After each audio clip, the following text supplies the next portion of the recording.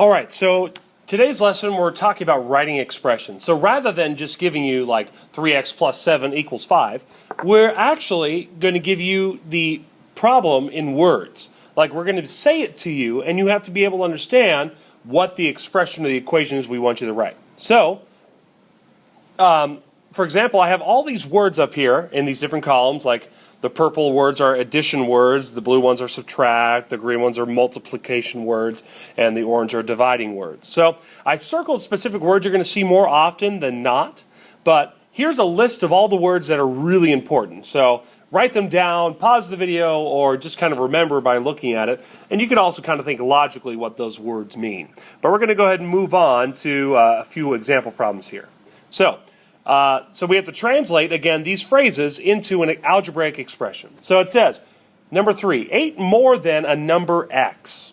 Okay? So I'm looking for the key word. What's the word that's telling me what operation is happening? The word that's going to tell me if I'm going to add, subtract, multiply, or divide. Well, by looking at the sentence more than is my key word. And more than tells me I need to add. All right? So now, what am I adding? Well, the sentence tells me something that goes on the left side of the plus sign and something that goes on the right side of the plus sign. So what goes on the left is what comes first. This is 8. And then what goes on the back is the second thing it says, the number x. Now, I'm going to circle this again. So on this problem, notice that the word than shows up. That means we're going to switch the order of the expression. Okay? So usually we go in order of what it says. So like I said, 8 would go first, and then x would go next. But the word than means they need to switch places. But only when you see the word than. So in this case, instead of 8 plus x, you're going to switch it and make it x plus 8. All right, number 5. Half of a number m. Okay, well the first thing I see is half. Now on your list, half usually means we're cutting something in half or we're dividing by 2. So I'm going to divide by 2. And what are we dividing by 2? A number m. M divided by 2. You could also look at this problem and see it differently.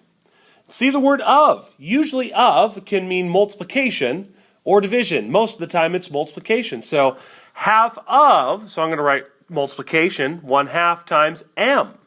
But, I mean, if you were actually to multiply 1/2 times m, wouldn't you get m over 2 anyway? So it works out to be the same thing in this situation. All right, number 7. The difference of 7 and a number n. The key word, difference. Okay, difference, if you look on that list, means subtraction. And then what goes first? We stay in order. Difference of 7, so 7 goes first. And then a number n. N goes next. Simple as that.